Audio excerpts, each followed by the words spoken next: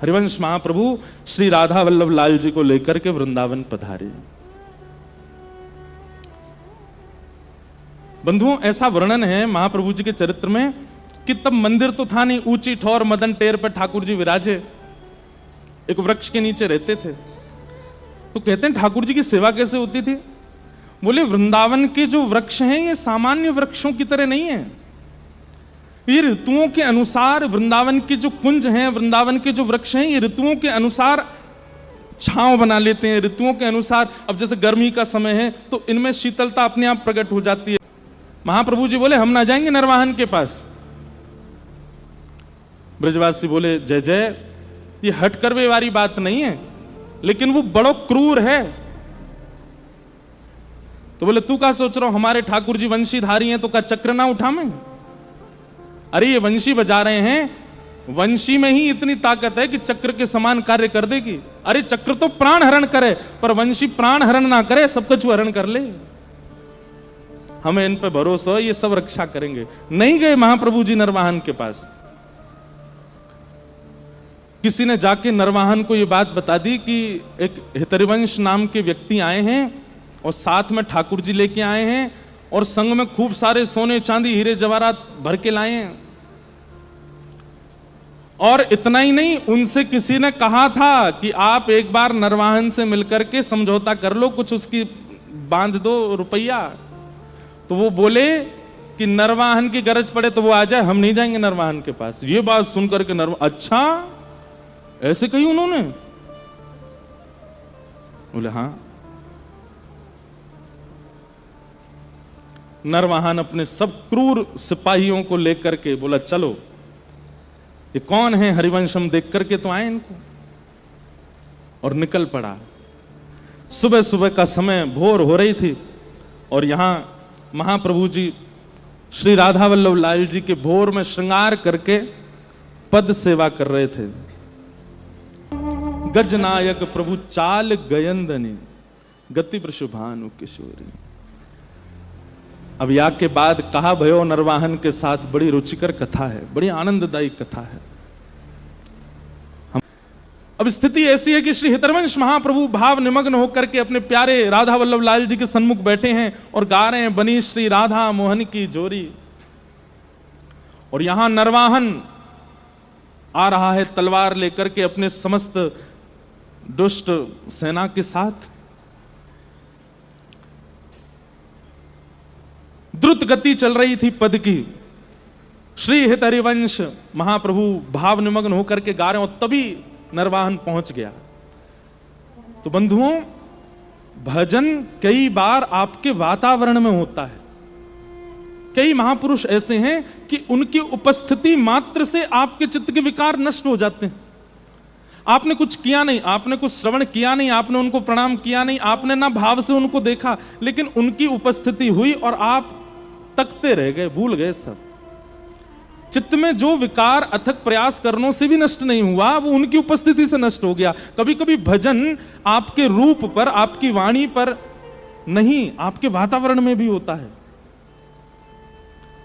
और श्री हितरवंश महाप्रभु जिस वातावरण में बैठे थे राधा वल्लभ लाल जी को लेकर के, वो मदन टेर का पूरा वातावरण इतना पवित्र था कि जैसे ही नरवाहन वहां पहुंचा, लता कुंजों के भीतर आंगन है, वहां बैठे हैं, तो उसने लताओं को हाथ से भी नहीं हटाया, तलवार निकाल करके तलवार से ऐसे हटाता है।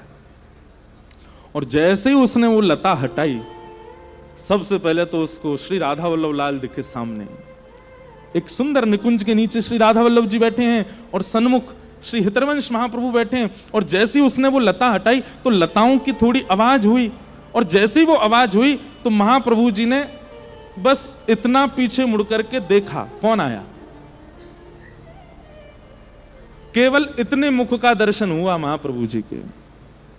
एक तो श्री राधा वल्लभ लाल जी, दूसरा वातावरण इतना शुद्ध, ऊपर से महाप्रभु जी ने इतनी दृष्टि करके और अपनी तिरछी नजर करके देख लिया नरवाहन को। अनायास ही नरवाहन के नेत्रों से अश्रु आने लगे, शरीर कंपायमान होने लगा। उसके सब संग के भीतर प्रवेश कर रहे थे आंखों, उसने सबको रुक जाओ यहीं पर। बस अब पलक नहीं झपक रही हैं, नेत्रों से आंसू गिर रहे हैं, पता नहीं क्या उसके चित्त में भाव प्रकट हो रहे हैं, वो खुद नहीं समझ पा रहा है कि मेरे साथ हो क्या रहा है। आज उसको पहली बार मानो ऐसा लगा कि मैंने जीवन बिता दिया वृंदावन में, पर वृंदावन का जो मूल रस था वो तो आज पहली बार चखा मैंने।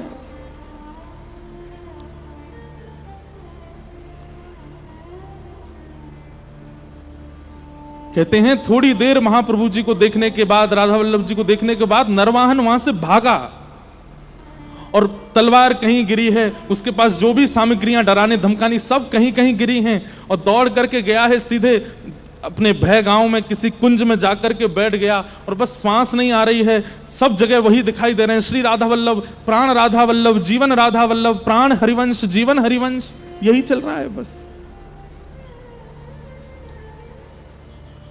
सोचिए, कभी नाम जप नहीं किया बैठ करके आसन पर नरवाहन ने, कभी यमुना जल जी को उस प्रकार से शुद्ध भाव से आचमन नहीं किया नरवाहन ने,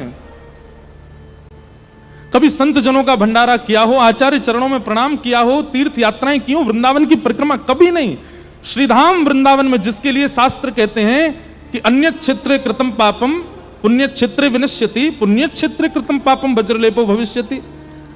पुण्य क्षेत्र में पाप करने से तो पत्थर की, वृंदावन पुण्य क्षेत्र नहीं है, पुण्य क्षेत्र भी अपने पापों को नष्ट करने वृंदावन आते हैं। वहां रहकर के नरवाहन इतनी दुष्टता करता था, इसका मतलब आचरण शुद्ध नहीं था जीवन में, लेकिन केवल महाप्रभु जी की दृष्टि पड़ गई, बदल गया जीवन। सब उसके संगी साथी, विशाल रूप था सबका, हाथ में तलवार, किसी के घुंघराले केस, बड़ी बड़ी डारियां, राक्षस जैसे दिखते सब जाकर के बोले सरकार साहब क्या हुआ? तो बस प्राण राधा वल्लभ, जीवन हरिवंश, प्राण राधा वल्लभ, जीवन हरिवंश, प्राण राधा वल्लभ, जीवन, और कहते कहते रोने लगता है, और श्रीधाम वृंदावन में लेट करके नतमस्तक होकर के सिर रगड़ करके क्षमा मांगता है कि वृंदावन मुझे क्षमा कर देना, मैंने जीवन पर्यंत इतना दुराग्रह किया यहां रह करके।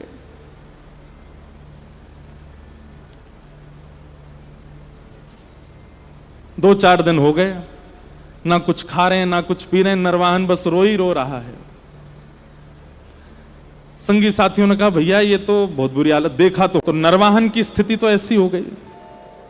लेकिन नरवाहन के जो संगी साथी थे उन्होंने कि भाई हमें तो पेट चलाना है अपना, क्रूर बना ही दिया था नरवाहन ने।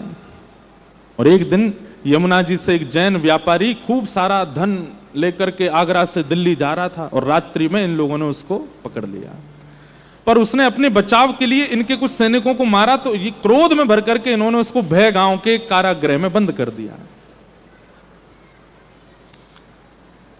अब बेचारा रात भर रोता था। तभी एक सेविका आती थी इनके यहां पर कुछ भोजन प्रसाद बनाने, नरवाहन के यहां, उसने आवाज सुनी रोने की, तो जेल के पास गई, तो वो जैन व्यक्ति व्यापारी जो था बोला मेरे छोटे छोटे बालक हैं, मैं धन दे दूंगा, मैं जो कहोगे संपत्ति दे दूंगा, मुझे छोड़ दो कैसे भी। उस माता ने कहा, बोले तुझे अगर अपने प्राण बचाने हैं तो तुझे दो चीजें याद करनी है। बोले क्या? बोले जय जय राधा वल्लभ और दूसरा श्री हरिवंश। बोले इसका क्या करना? बोले जोर जोर से गाओ इसको, इतनी द्रुत गति से और इतने तीव्र स्वर में गाओ कि तुम्हारा स्वर दूर कुंज में बैठे हुए नरवाहन के कानों में पड़े। बोले क्योंकि वो भी इस ऐसी स्थिति में वो किसी को सुनेगा नहीं, और बोले वो तुमको अगर मुक्त करने के लिए आए और पूछे कि ये नाम कहां से मिला, तो कह देना राधा वल्लभ हमारे इष्ट और श्री हरिवंश हमारे गुरु, इसी से ही तुम्हारे प्राण बच सकते हैं और कोई तरीका नहीं। वो जैन व्यापारी अपने सब व्यापारी बंधुओं के साथ जोर जोर से जय जय राधा वल्लभ श्री हरिवंश, जय जय राधा वल्लभ श्री हरिवंश, जय जय राधा वल्लभ श्री हरिवंश गाने लगा। ये स्वर जैसे ही नरवाहन के कान में पड़ा, मानो जैसे किसी प्यासे को जल पिला दिया हो। वो तो व्याकुल हो गया, कहां से आ रही है ये ध्वनि, कहां से आ रहा है ये स्वर। वो बड़ी आत्मग्लानि में रहता था। मतलब नरवाहन को ये लगता था कि मैं किस मुंह से जाऊं राधा वल्लभ जी के दर्शन करने और महाप्रभु जी के पास। लेकिन आज जब ये कीर्तन की ध्वनि सुनी तो मन में विचार करने लगा, मैं वहां तो नहीं जा सकता, पर पास में कोई कीर्तन चल रहा है, यहां तो बैठूं। और नरवाहन जैसे ही पास गया तो देखा कोई कीर्तन कहीं बैठने, वो उसके जेल में ही बैठ करके कुछ व्यापारी गा रहे थे। और उनसे जाकर के पूछा, भैया आप कौन हो और ये नाम आपको कहां से मिला, ये कैसे गा रहे हो आप? उन व्यापारियों ने कहा, ये राधा वल्लभ जी जो ये हमारे इष्ट हैं और ये महाप्रभु हितरिवंश चंद्र जी हमारे गुरुदेव हैं। नरवाहन तो भावुक हो गया, तुरंत दरवाजा खोल दिया, उनको निकाला, चरणों में गिर गया, बोले कि आप बस महाप्रभु जी से, राधा वल्लभ जी से प्रार्थना कर दो, मुझ पर कृपा करें, मुझे प्रेम लक्षणा भक्ति प्रदान करें, मैं बहुत क्रूर है, मैंने बहुत पाप किए, मैं योग्य नहीं इस धरती पर रहने के।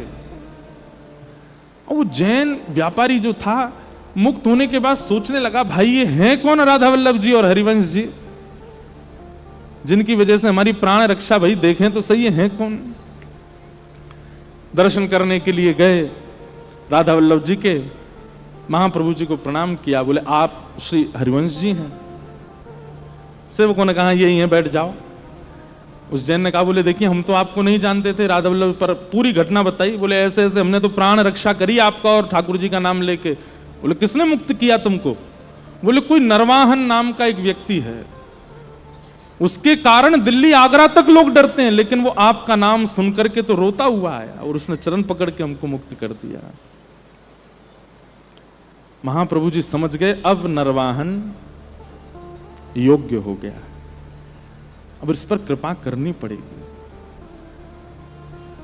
और महाप्रभु जी ने संदेश भिजवाया नरवाहन को कि श्री राधा वल्लभ जी का सुंदर मनोरथ हो रहा है, नरवाहन दर्शन करने के लिए आओ। वो तो पत्र पढ़ के ही रोने लगे कि महाप्रभु जी मुझे बुला रहे हैं। मदन टेर ऊंची थौर पहुंचते ही भाव विह्वल होकर के द्वार पर ही गिर गया और दंडवत करते हुए जा रहा है, रोते हुए। जैसे ही श्री राधा वल्लभ जी के प्रांगण में पहुंचा, महाप्रभु जी ने जैसे ही देखा नरवाहन आ गया, उतर करके आए, उसको उठाया, नरवाहन दर्शन करो, आज जी भर के निहारो, कैसे लग रहे हैं प्यारे लालजू।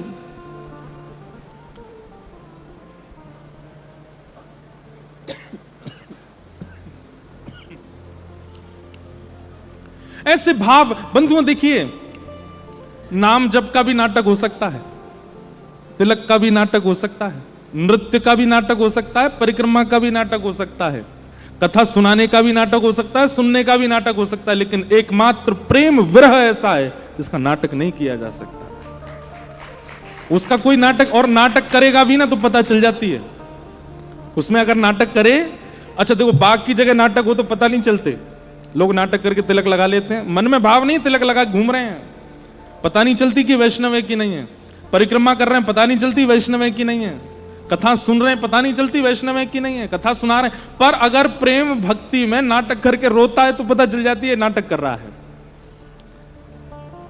भैया महाराज में ठाकुर जी को प्रकट ही रुदन ने किया है, रुदु स्वस्वरम राजन कृष्ण दर्शन लालसा।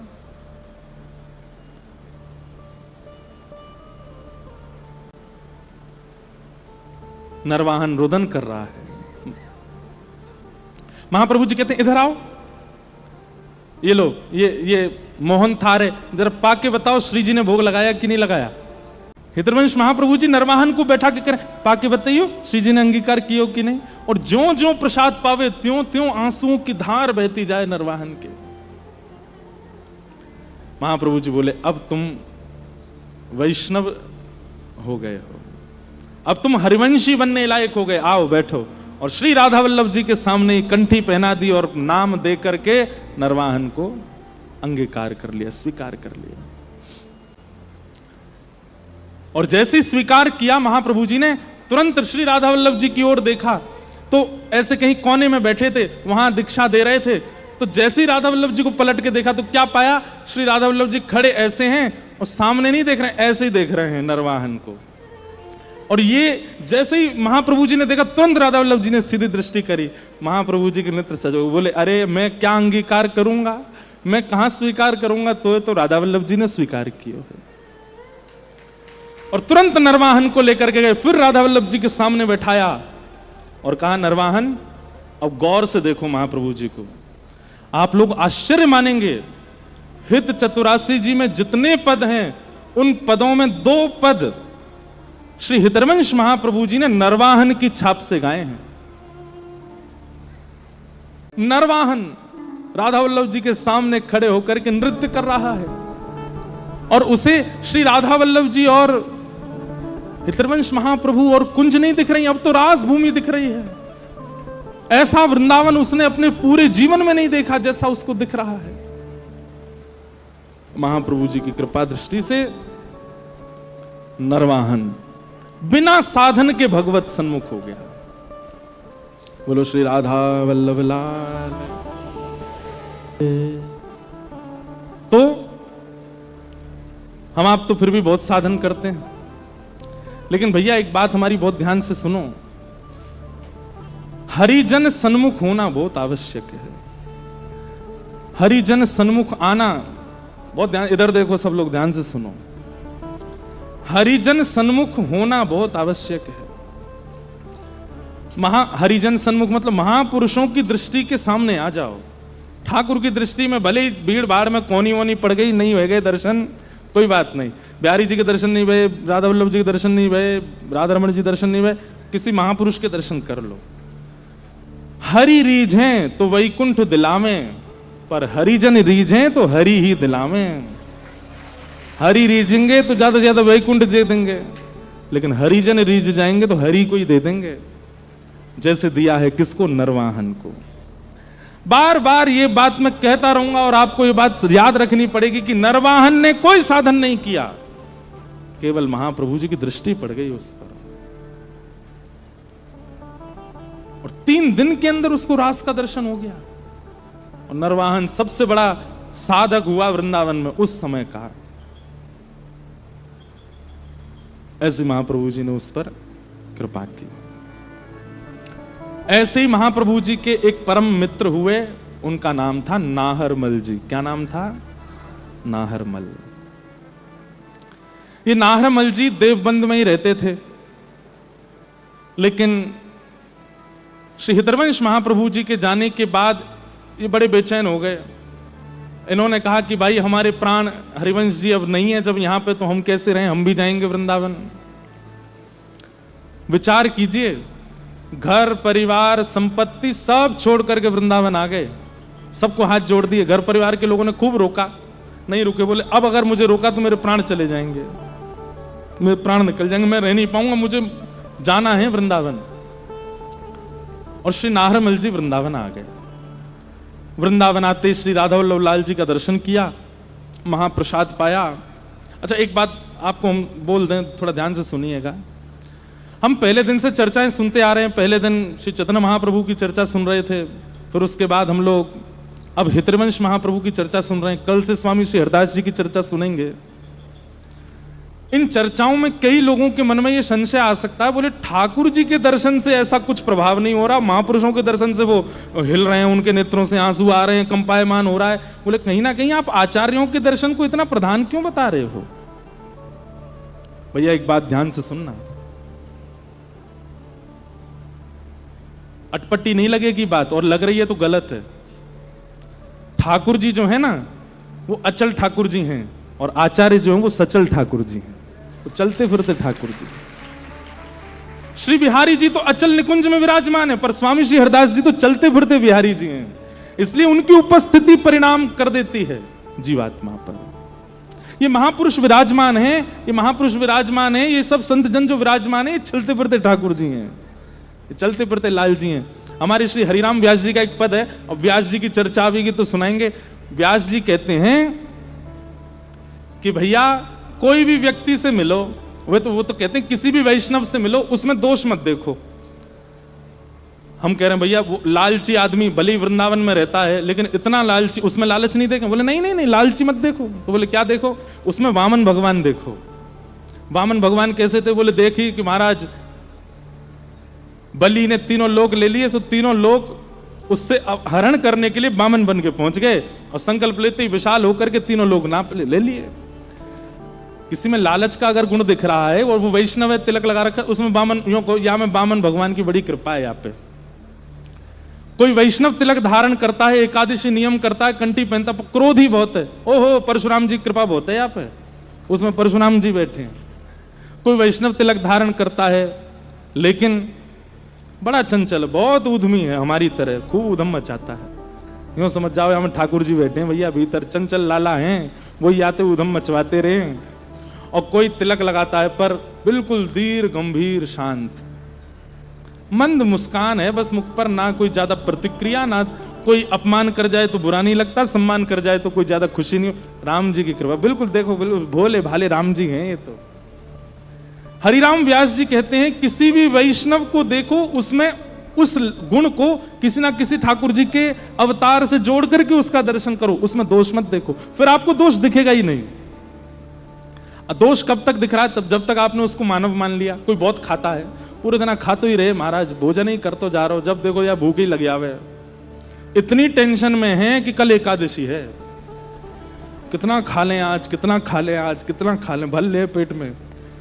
और उसको देख करके सामान्य भाई देख तू वैष्णव, काय को तने तिलक ले रखा, काय कंठी पहनने की उतार दे सबन ने, तेरे को एकादशी बाहर लग रही है? नहीं, ऐसे दोष नहीं। देखो जगन्नाथ जी बैठे यहाँ में, जगन्नाथ जी हैं यहाँ के भीतर, जगन्नाथ जी बैठ करके पब्बारे हैं, तो एकादशी पे वो धैर्य नहीं धर पा रहा है।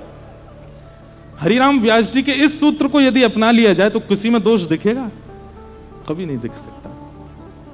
भैया ये आचार्यों को ऐसे जुगल किशोर नहीं मिल गए, ऐसी राधा, इनके गुण देखो और उन गुणों से सीखो।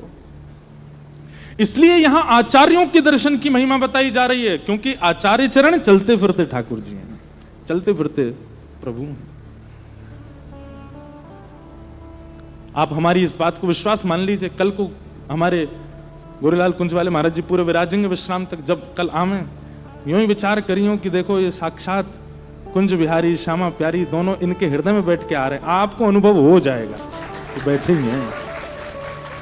यहाँ जो महापुरुष पधारते हैं, देखो हमारे सब संत जन पधारे हैं, सबके भीतर कुछ ना कुछ भाव दिख रहे हैं। नंदू भैया ऐसे लग रहे हैं खाटू श्याम बाबा ही बैठे हैं का। हमारे चित्र विचित्र बाबा, इन दोनों उनको देखो तो ऐसा लगे कि हमारे श्री स्वामी श्री हरदास जी के परंपरा के दो, और निकुंज की दो सहचरी हैं। हाँ, एक चित्रा सखी हैं, एक विचित्रा सखी हैं, दोनों सखी हैं। सब में वैष्णव दृष्टि रखो और कोई भाव नहीं। तो इसलिए आचार्य दर्शनों की महिमा यहां सुन रहे हैं। भगवत दर्शन की महिमा तो भागवत जी में हम सुनाते हैं, पर मूल बात तो यही है भैया, आचार्य दर्शन। तो नाहरमल जी अपना सब छोड़ छाड़ करके आ गए,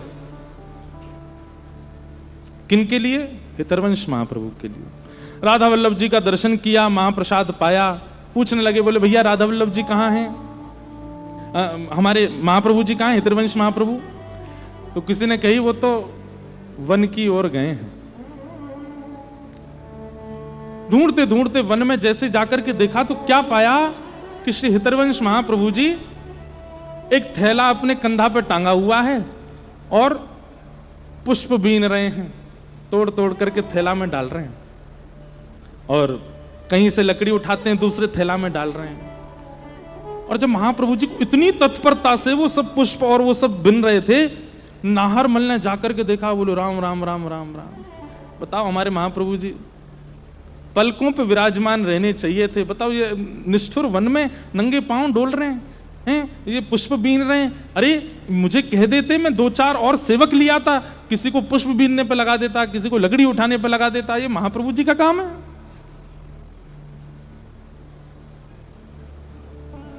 नाहरमल सामने गया हाथ जोड़ करके, महाप्रभु जी, अरे अरे नाहरमल तू आयो भैया, कब आयो? देव बनते, बोले आपके दर्शन के बिना रह नहीं पाया, सब छोड़ छाड़ के आ गया। अरे तेरे तो नेक नेक से बालक, बोले अब सब राधा वल्लभ जी सब पे कृपा करेंगे, सब छोड़ छाड़ के आपकी शरण में आ गया हूं और अब मैं यहीं रहूंगा।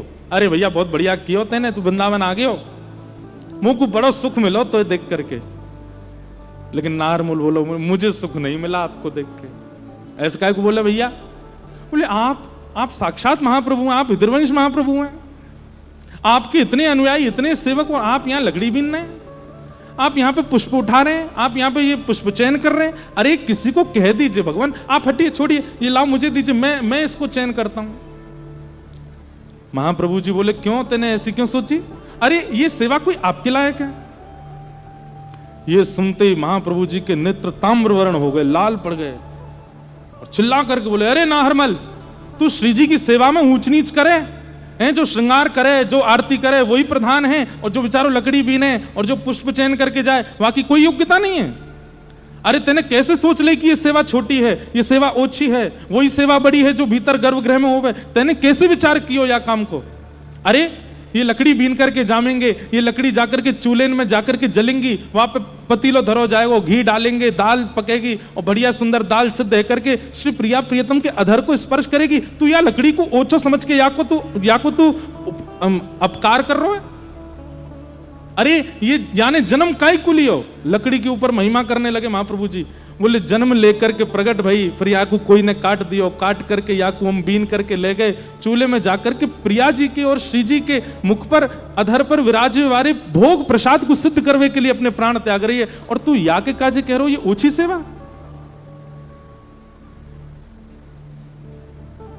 महाप्रभु जी इतने क्रोध में भर गए, नाहरमल क्षमा कर दो। बोले क्षमा नहीं, अब तो तुमको दंड मिलेगा। हमारे श्री वल्लभाचार्य जी के चरित्र में आता है कि एक बार महाप्रभु वल्लभाचार्य जी विराजमान थे और 3 लोग रोते रोते आए। तो महाप्रभु जी बोले, भैया तुम रो क्यों रहे हो? तो तीनों बोले, हमको सेवा से दूर मत करो। महाप्रभु जी बोले, कौन दूर कर रहा है तुमको? बोले, नहीं बस हमको सेवा से दूर मत करो। अरे भैया बताओ तो, अपना परिचय तो दो, कौन हो तुम? उन 3 लोगों से मिलने के बाद महाप्रभु जी ने 3 दिन तक प्रसाद नहीं पाया। सब अर्चकों ने प्रार्थना की, बोले भगवान आप राजभोग नहीं पाते, व्यारू नहीं करते, क्या बात है?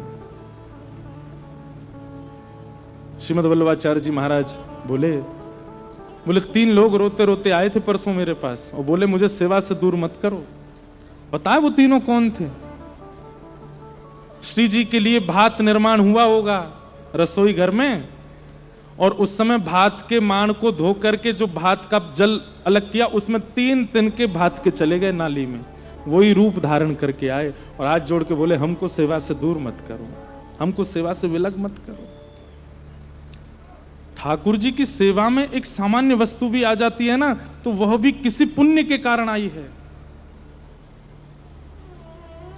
नाहरमल को कह रहे हैं हितरवंश महाप्रभु, तू सेवा छोटी बड़ी समझता है? अरे तुझसे ज्यादा भाग्यशाली तो ये लकड़ी है, कम से कम प्राण गवा करके श्री जी के अधरामृत के लिए प्रसाद तो बना रही है। तो हम क्या कर रहे हैं? अरे हमसे ज्यादा सौभाग्यशाली तो ये पुष्प हैं, अपने परिवार को छोड़ करके कम से कम किशोरी जी के कर्ण पर बैठ करके श्रृंगार की शोभा तो बढ़ा रहे हैं, और तू इनको ऊंचा समझ रहा है, इनका अपमान कर रहा है इस प्रकार कह के कि ये छोटी सेवा है। महाप्रभु जी ने दंड दे दिया। बोले क्या दंड? बोले जब तक तू जीवित है तेरा मुख नहीं देखूंगा। अब सोचो, जो अपना घर खानदान बच्चे सब छोड़ के आ गया महाप्रभु जी के लिए, आते ही वृंदावन में दंड मिल गया उसको। सबको कह दिया, नाहरमल अगर आवे मेरे सामने तो मेरी दृष्टि नहीं पड़नी चाहिए उस पर, दूर कर देना उसको। नाहरमल बेचारे कोने बैठे बैठे रोते हैं, वृंदावन से क्षमा मांगते हैं, वृक्षों से क्षमा मांगते हैं, पुष्पों से क्षमा मांगते हैं, लकड़ियों से क्षमा मांगते हैं, सबसे क्षमा मांगते हैं। अरे आप सब भाग्यशाली, मुझसे अपराध हो गया, मैंने महाप्रभु जी के सामने ऐसी भावना क्यों रखी? लेकिन 10 दिन बीत गए, कुछ खाया पिया नहीं नाहरमल ने। तब एक दिन महाप्रभु जी सेवा कर रहे थे श्री राधा वल्लभ लाल जी की, और किशोरी जी को जैसे ही माथे पे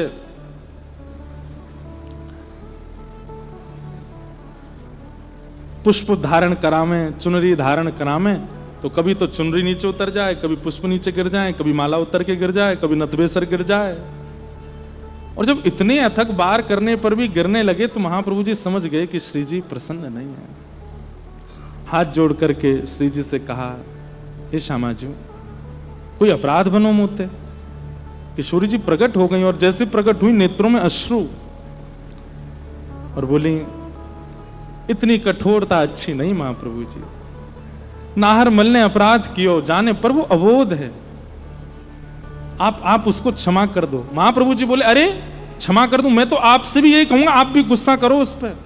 उसने आपकी सेवा को ओछा कैसे माना? और श्री जी क्षमा करियो, आपको स्वभाव तो बड़ो निर्मल है, सहज स्वभाव पर नवल किशोरी जी को। कैसी हैं हमारी किशोरी जी? प्रकट होकर के श्री हितवंश जी से कह रही हैं कि आप उसको क्षमा कर दो, इतना क्रोध अच्छा नहीं।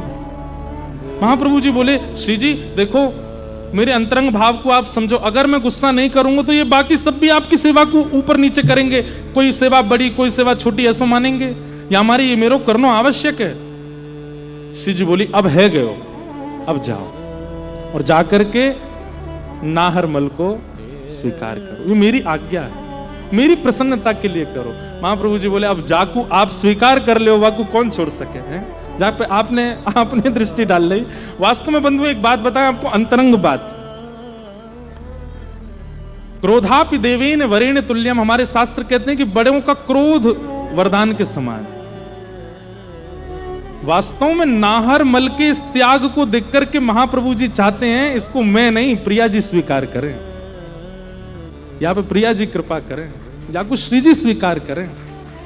इसलिए ये पूरा नाटक किया महाप्रभु जी ने, क्रोध करने का, ना देखने का, 10 दिन तक उसको दृष्टि से दूर, क्योंकि वे चाह रहे हैं। सब आकर के महाप्रभु जी से कहते हैं, ऐसे मत करो ना, नाहरमल सब छोड़ो, तो भी देखना बंद कर दूंगा अगर तू बाकी सिफारिश लेके आवेगो तो। इतना क्रोध महाप्रभु जी, अरे भाई वो आचार्य चरण, उनको क्रोध नहीं आता,